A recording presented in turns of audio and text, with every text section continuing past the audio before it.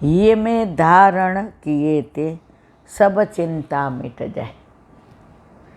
તમે વલ્લભને એના નામને હૃદયમાં ધારણ કરી લ્યો, સબ ચિંતા મિટ જાય. અહીંયા તમે કાંઈ મૂકી દો પછી જગ્યા જ ન હોય તો ચિંતા રહીએ ક્યાં? આજે દિવ્ય ભાસ કરવા છે કે મોટો પથ્થરો તપેલીમાં મૂક્યો હોય ને, બીજો મૂકો ને એને જગ્યા ન આપે. 10 ઓલા આપ્યા પણ છેલ્લા એવું પાણીથી તપેલી ભરેલી હોય ને, અંદર પાણી નાખો ને તો જૂનું પાણી નીકળી જાય, ઓલું આવી જાય. તો જે કોમળ છે ને એનામાં બધું સમાય. તો આપણું હૃદય કોમળ હોય ને તો આપણા હૃદયમાં વલ્લભ સમાય તો પછી આપણે શું કહે છે? સબ ચિંતા મિટ જાય. બોલો વલ્લભાધીશ. હરિરાય વાંગ મુક્તાવલી.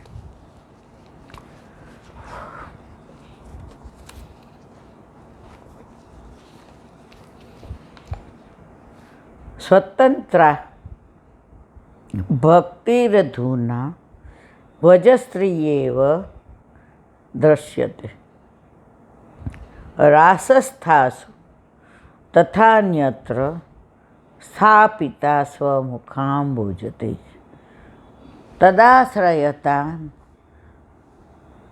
નૃણામ તત્કૃપાતો ભવિષ્યતિ યતો ભગવતા પ્રોક્તમ તાન પ્રત્યેવ સમર્પણમ. ગુજરાતી. એ સ્વતંત્ર ભક્તિ રાસલીલામાં રહેલ વ્રજાંગનાઓમાં જ દેખાય છે, તેમ ઇતર સ્થળે પણ દેખાય. રાસ સ્થળમાં તમને આ ભક્તિના દર્શન થાય. એ સ્વતંત્ર ભક્તિને પ્રભુના મુખારવિંદના અવતાર શ્રી મહાપ્રભુજીએ સ્થાપી છે. આ બધાનું મૂળ ક્યાં? વલ્લભ. આ સમજાવવાનું, આ સ્વતંત્ર ભક્તિ, આ પરતંત્ર ભક્તિ, આ વ્રજાજ્ઞાઓનો કેવો ભાવ. જો વચ્ચે મેં વાંચ્યું, આપણે કે કંઈ લખીએ ને અથવા કહીએ ને તો આપનો દાસ નહીં લખવાનો, દાસાનો દાસ. વૃત્રાસરે એવું કીધું જ નથી મને આપનો દાસ બનાવો. દાસના દાસનો દાસ. હું તમારી નજીક આવું ને, પ્રેમ કરતી હોઉં ને, કલાક મળો તો બધું સારું લાગે, પણ જેવા નજીક આવી એટલે દોષ દેખાય. તો વૃત્રાસુર કહે છે કે હું આપનો દાસ બનું, નજીક રહું એટલે મને દોષ દેખાય. પ્રભુ મારે એવું નથી કરવું. દાસાનું દાસ. તો જે સરસ સમજાયું. દાસ કોણ? વ્રજાજ્ઞાઓ, ગોપીઓ. વલ્લભ એને પુષ્ટિ માર્ગના ગુરુ કહે. દાસ ગોપીઓ. હવે દાસ અનુદાસ કોણ? 84-252. અને એના દાસ કોણ? એટલે આપણે બધે લખવાનું દાસાનું દાસ. પેલા આગળ લખતા ને જેને કોઈ, તો આ જ રીતના લખતા. આપણે તો કોઈથી લખાય નથી ને આપણને કોઈથી આવડતું નથી કાંઈ, પણ આ બધું વાંચીએ ને સાંભળીએ ને ત્યારે આનંદ આવે. જો આ જે સરસ કીધું વચનામૃતમાં, એ કે સગા હોય ને એ વાલાનો હોય, અને વાલા હોય ને એ સગાનો હોય. તો સગાને આપણે પ્રેમ કરીએ અને સગા આપણને કરે, એ વ્યવહાર. તમે કોઈ સગા બોલાવે નહીં, તમારું અપમાન કરી નાખે, લગ્ન હોય તમને કહે નહીં, તમે એની આ સંબંધ રાખો, તો આ સ્વાર્થ પ્રેમ છે. પછી બીજો તબક્કો કીધો, એ કે વાલા હોય ને એ આપણને પ્રેમ કરતા હોય, બોલે નહીં, પણ આપણે દૃષ્ટિથી માપી લઈએ. તો એના કરતાં વધુ પ્રેમ આપણે કરીએ, મુખ દ્વારા નહીં, નેત્ર દ્વારા. તમે જુઓ, હવે આ મોબાઈલ થઈ ગયા, ઈમેલ થઈ ગયા. બાકી આપણે ભણતા તો પ્રેમ આ જ રીતે થતો હતો. ક્લાસમાં બેઠા હોય, ક્યાંય ગયા હોય, પિકનિક પર હોય, દૃષ્ટિ મળી જાય પ્રેમાથી આગળ. તો આને કહેવાય નિસ્વાર્થ પ્રેમ. અને ત્રીજો તબક્કો, તમે સામેવાળાને પ્રેમ કરો કે ના કરો, એ તમને કરે જ રાખે, એને કહેવાય સ્નેહ. તો આપણા પ્રભુ કેવા છે? આપણા પ્રભુ માત્ર જ તું કર કે ન કર તોય તું મારો, તું ઘરમાં પધરાવ કે ના પધરાવ તોય તું મારો, તું પધરાવીને મારી યારે સકામ ભક્તિ કરે તોય મારો. તો આવા કૃષ્ણ તમે જોયા છે? સગામાંય કોઈ આવું ન હોય તો આ તો પૂર્ણ પુરુષોત્તમ તમારી આ લીલા કરે છે. એ સ્વતંત્ર ભક્તિને પ્રભુના મુખારવિંદના અવતાર શ્રી મહાપ્રભુજીમાં પ્રભુએ સ્થાપે છે. કેવું સરસ લખ્યું! મહાપ્રભુજીમાં પ્રભુએ સ્થાપી છે. પ્રભુ કહે છે આ મહાપ્રભુ છે, હું પ્રભુ છું. કારણ કે ઠાકોરજીને વલ્લભ એટલા જ વાલા હતા. ઓલું એક મીઠા, વલ્લભના મીઠા આવે છે. સૌરાષ્ટ્રમાં 50 વર્ષ પહેલાં બહુ ગમાતા. ત્યારે મને થોડું આવતું હતું, પણ આ બધું છૂટી જાય ને. મીઠા વલ્લભને મીઠા વિઠ્ઠલ રે લોલ, મીઠા વલ્લભને મીઠા વિઠ્ઠલ રે લોલ. એથી મીઠી છે એમની પ્રીત રે, વલ્લભનો પ્રેમ પ્રભુ નહીં વિસરું રે લોલ. એથી મીઠી છે એની પ્રીત રે, વલ્લભનો પ્રેમ પ્રભુ નહીં વિસરું રે લોલ.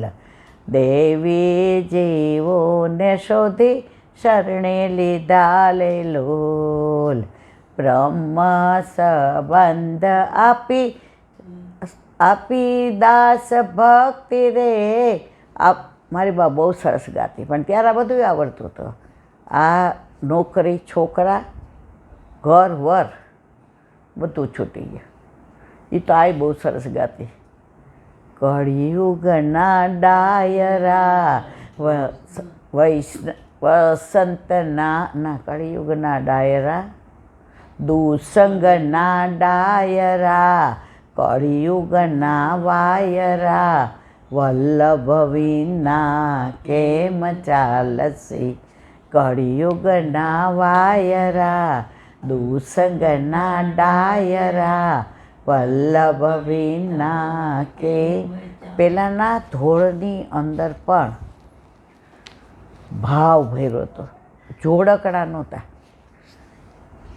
નાના હોય ને ત્યારે આ બધું ગાતા હોય ઘરમાં, એટલે મોઢા થઈ જાય. હવે બધું ભૂલી ગયા. તો મહાપ્રભુજીમાં સ્વતંત્ર ભક્તિનો ભાવ કોણે ભર્યો? પ્રભુએ. મહાપ્રભુજીને આશ્રય ગયેલા ભગવદીઓને એ ભક્તિ મહાપ્રભુજીની કૃપાથી પ્રાપ્ત થાય. કેમ કે એવા આશરે આવેલા જીવોને ઉદ્દેશીને જ પ્રભુએ સમર્પણની આજ્ઞા કરી છે. શું કહે છે? વલ્લભને શરણે ગયેલા ભગવદીઓને એ ભક્તિ મહાપ્રભુજીની કૃપાથી જ પ્રાપ્ત થાય. ઘણાય નામ અહીંયા આવ્યા હોય ને, એટલે આમ આપણે ડાયરેક્ટ ઠાકોરજી પધરાવી લઈ ન હાલે, કુછ કરાવવાની જરૂર. મેં કે તમે શ્રીનાથજીને દર્શન કરવા જાજો. આમ છે હાથ કે આમ? મને કે આમ. મેં તો કોકને આમ બોલાવાય બેન કે આમ બોલાવાય? મને કે હા બોલાવાય તો આમ બેન. મેં તો શ્રીજી બાવા કહે છે જે ડાયરેક્ટ આવે છે ને એની સામું જોતો નથી, એને જે જોઈને લઈને હાલતા થાય. પણ મારા વૈષ્ણવ કયા જે વલ્લભ દ્વારા આવે છે એને ચરણારવિંદમાં સ્થાન આપો. એનું પ્રમાણ કયું? તમે નાથ દ્વારા જાઓ. હવે તો થતું જ નથી. નાના હતા ને પાનના બીડામાં સેવામાં જઈએ, ઓલા ત્યાંથી ને બધા ઝારીજીના ઓલા દીગડા ભરી આવીએ, પછી ટોકરી કરીએ, ભાજી, પછી સાંજે મારી બાઈ એમ કહે હાલો હવે પ્રસાદ લેવા. હાય હાય સવારના નીકળ્યા હોઈએ ને સાંજે લેવાનો. એટલે પછી મને કે દંડવત કરીને કહી દઈએ કે હવે અમે અહીંથી ને આપની આજ્ઞા લઈને ફરી વાર આવીએ એવી કૃપા કરજો. એટલે પછી દંડવત કરીએ. મને કે દર્શન કર્યા બોતડી? મેં કીધું કેમ? થોડ કેવા લીધા? મને કે થેલી ભરીને પહેલાં છે ને પ્લાસ્ટિક નહોતા આપતા એટલે મારી બા રેશમી થેલી લઈ જતી હાથે બનાવેલી, પૈસા ભરી દે પછી જાય ને ત્યારે થેલી લઈ જવાની, હેઠા હાથે ન જ. મેં હા ઠોર લીધા. તો મને કે બેન તમને આ બધું એણે કરાવ્યું ને એ પોતાની પાસે લઈ લીધું. મેં હે?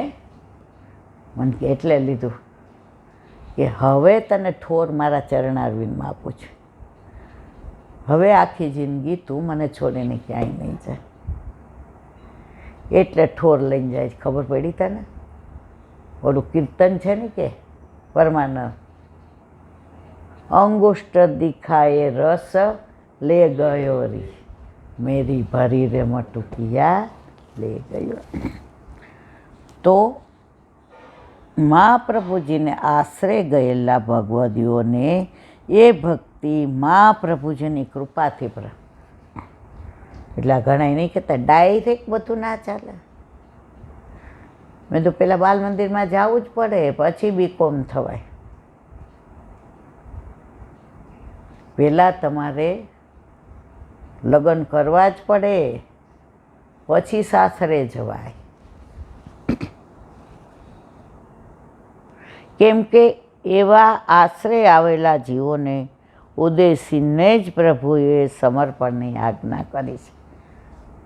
આખું 1 કલાકનો સત્સંગ છે પણ એક વાક્યમાં કહું તો એટલે જે શરણે આવેલા એટલે શ્રાવણે શ્યામલે પક્ષે ગોવિંદ ઘાટ ઉપર વલ્લભને એક સમયે ચિંતા ચિતા દેવી કહેવી જાની જાય ત્યારે કીધું વલ્લભ શરણે આવે છે ને એ બધાય જીવની જવાબદારી મારી અને વલ્લભ મહાપ્રભુજી રાજી છે. બોલો હરિરાય મહાપ્રભુજી.